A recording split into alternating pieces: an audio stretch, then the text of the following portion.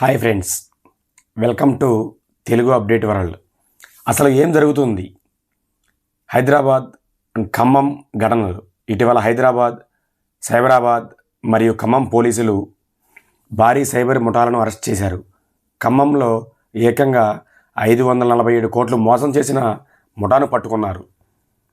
మోసం చేసే విధానం: అమాయకులు ఆధార్ కార్డులు, ఫింగర్ ప్రింట్స్ తీసుకొని వారికి తెలియకుండానే వారి పేరు మీద పదుల సంఖ్యలో సిమ్ కార్డులు తీసుకుంటున్నారు. సిమ్ బాక్స్ దందా.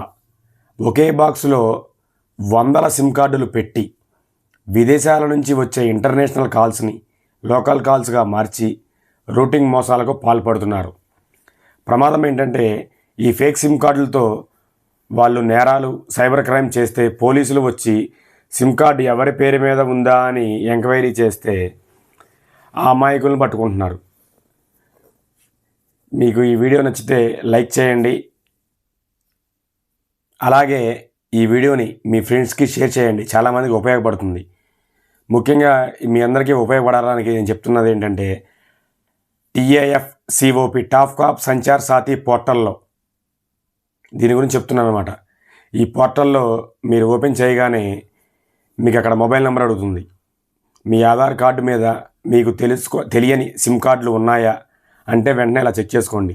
లేదంటే జైలుకు వెళ్ళే ప్రమాదం. మీ పేరు మీద ఫేక్ సిమ్స్ ఉన్నాయా లేదో చూసుకోండి.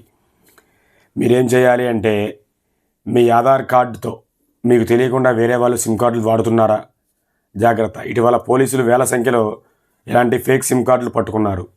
ఆ సిమ్ కార్డులతో వాళ్ళు తప్పు చేస్తే పోలీసులు మిమ్మల్ని ట్రాక్ చేస్తారు. మనం ఎలా చెక్ చేసుకోవాలి, మన పేరు మీద ఎన్ని సిమ్లు ఉన్నాయి, వేరే వాళ్ళు ఎవరైనా వాడుతున్నారా అనేది దాని గురించి చెప్తాను, వినండి. గూగుల్లో top cap Sanchar Saathi GOV.in అని టైప్ చేయండి. అక్కడ మొబైల్ నెంబర్ ఎంటర్ చేసి లాగిన్ అవ్వండి. OTP వస్తుంది. OTP ఎంటర్ చేశాక మీ ఆధార్ కార్డు మీద ప్రస్తుతం యాక్టివ్గా ఉన్న అన్ని మొబైల్ నెంబర్ లిస్టు కనిపిస్తుంది. ఇందులో మీకు తెలియని నెంబర్ ఏదైనా ఉంటే దాని పక్కన ఉన్న బాక్స్లో టిక్ పెట్టి నాట్ మై నెంబర్ అని సెలెక్ట్ చేసి రిపోర్ట్ కొట్టండి.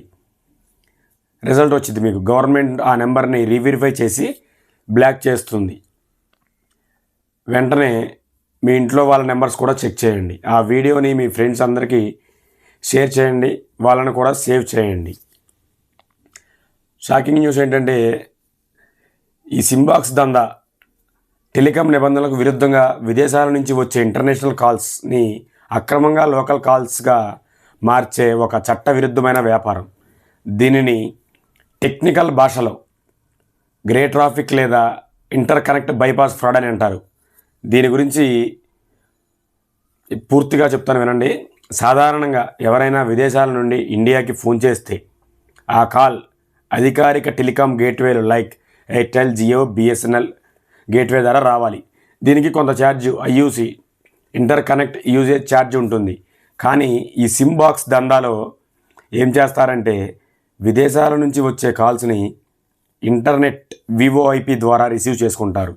ఆ ఇంటర్నెట్ కాల్ను ఒక సిమ్ బాక్స్ అనే పరికరానికి కనెక్ట్ చేస్తారు. ఈ బాక్సులో వందల సంఖ్యలో లోకల్ సిమ్ కార్డులు, ప్రీ యాక్టివేటెడ్ సిమ్స్ ఉంటాయి. ఆ బాక్స్ ఇంటర్నెట్ కాల్ని అందులో ఉన్న ఒక లోకల్ సిమ్ ద్వారా డయల్ చేసి అవతలి వ్యక్తికి కలుపుతుంది. దీనివల్ల ఏం జరుగుతుంది? రిసీవర్కి విదేశాల నుంచి కాల్ వచ్చిన ఫోన్ స్క్రీన్ మీద లోకల్ నెంబర్, ఉదాహరణకు 91తో మొదలయ్యే నెంబర్ కనిపిస్తుంది. మోసగాళ్లకు లాభం. ఇంటర్నేషనల్ కాల్ రేట్లకు లోకల్ కాల్ రేట్లకు మధ్య ఉన్న భారీ తేడాను వీరు లాభంగా పొందుతారు. ప్రభుత్వానికి లేదా టెలికాం కంపెనీలకు చెల్లించాల్సిన ఫీజు ఎగ్గొడతారు. ఇది ఎందుకు ప్రమాదకరం, చట్టవిరుద్ధం? ఇదంతా కేవలం డబ్బు నష్టమే కాదు, దేశ భద్రతకు కూడా ముప్పు. దేశ భద్రత, నేషనల్ సెక్యూరిటీ, టెర్రరిస్టులు లేదా నేరస్తులు దీనిని వాడుకుంటారు. ఎందుకంటే కాల్ ఎక్కడి నుంచి వచ్చిందో ట్రేస్ చేయడం పోలీసులకు చాలా కష్టమవుతుంది. నెంబర్ లోకల్గా చూపిస్తుంది కాబట్టి అసలు వ్యక్తిని పట్టుకోవడం సవాల్గా మారుతుంది. ఆదాయ నష్టం టెలికాం కంపెనీలకు మరియు ప్రభుత్వానికి రావాల్సిన కోట్లాది రూపాయల ట్యాక్స్ అండ్ ఛార్జెస్ పోతుంది. కాల్ క్వాలిటీ, ఇలా వచ్చే కాల్స్ వాయిస్ క్లారిటీ సరిగా ఉండదు. కాల్ డ్రాప్స్ ఎక్కువగా ఉంటాయి.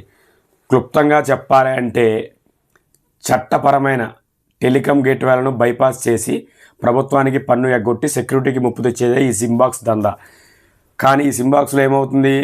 వాళ్ళ సొంత సిమ్ములు కాదు కదా, మనం వేలిముద్ర వేసుకొని మనకే తెలియకుండా మన ప్రూఫ్లతో సిమ్ తీసుకొని ఆ సిమ్ బాక్స్లో మన సిమ్ములు వాడతారు. వాళ్ళు దొరికినప్పుడు ఏమవుద్ది, వాళ్ళు దొరకరు. అది ఎవరి పేరు ముందు ఎంక్వైరీ చేస్తే మన పేరు వస్తుంది, పోలీసులు మనని అరెస్ట్ చేస్తారు. అందుకని చాలా జాగ్రత్తగా ఉండి. ఈ వీడియో నచ్చితే లైక్ చేయండి, అలాగే ఈ వీడియోని మీ ఫ్రెండ్స్తో షేర్ చేయండి. మన ఛానల్ని మొదటిసారి చూస్తుంటే సబ్స్క్రైబ్ చేయడం మర్చిపోవద్దు ఫ్రెండ్స్. మరో టాపిక్లో మళ్ళీ కలుసుకుందాం.